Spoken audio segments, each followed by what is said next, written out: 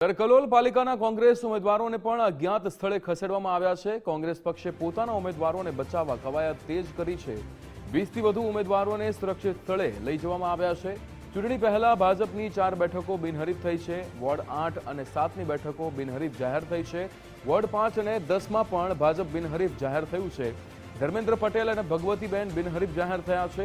ફતેહસિંહ ઠાકોર અને જયશ્રીબેન પટેલ પણ બિનહરીફ જાહેર થયા છે। ત્યારે કોંગ્રેસે સુરક્ષાના ભાગરૂપે આ નિર્ણય લીધો છે। નિકુંજ જાની પણ આપણી સાથે લાઈવ જોડાઈ ગયા છે। નિકુંજ, કલોલ પાલિકાના કોંગ્રેસ ઉમેદવારોને પણ અહીંયા અજ્ઞાત સ્થળે ખસેડવામાં આવ્યા છે। એક બાજુ ભાજપની એક બાદ એક સીટો જે છે બિનહરીફ થઈ રહી છે, ત્યારે કોંગ્રેસને હવે આ ડર સતાવી રહ્યો છે કંઈક।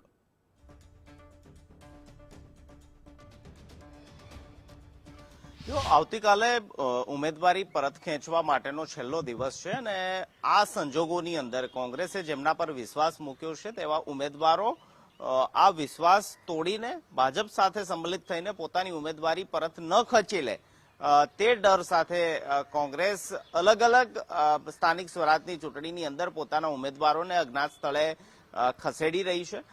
કલોલ નગરપાલિકાની પણ ચૂંટણી છે અને તેના કારણે કલોલ નગરપાલિકાના 20 કરતા વધુ કોંગ્રેસ પક્ષના ઉમેદવારોને એક અજ્ઞાત સ્થળે લઈ જવામાં આવ્યા છે।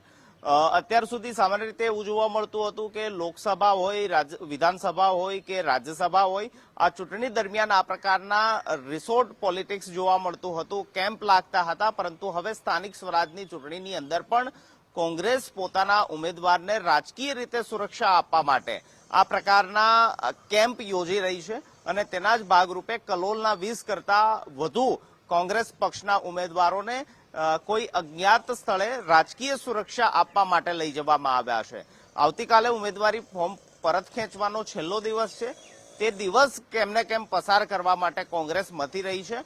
રાજકોટથી એ પ્રકારના સમાચાર આવે છે, અન્ય જગ્યાએથી એ પ્રકારના સમાચાર આવે છે અને કલોલ નગરપાલિકામાંથી પણ એ પ્રકારના સમાચાર આવી રહ્યા છે કે કોંગ્રેસે પોતાના 20 કરતા વધુ ઉમેદવારોને કોઈ અજ્ઞાત સ્થળે સુરક્ષિત રાખ્યા છે, તેમને લઈ જવામાં આવ્યા છે।